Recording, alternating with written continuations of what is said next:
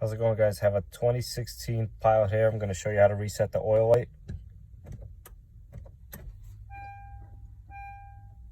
Turn on the car.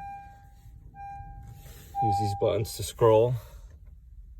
All right, this one's already been done. We're going to do it again. Press and hold the reset.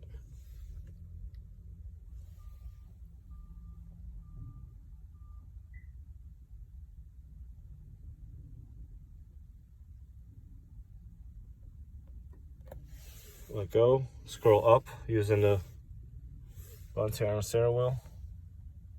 Scroll to reset. Press and hold the button again.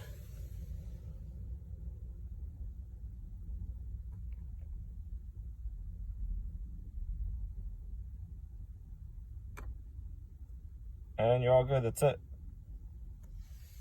So this applies to 2016 to 2018 Pilots.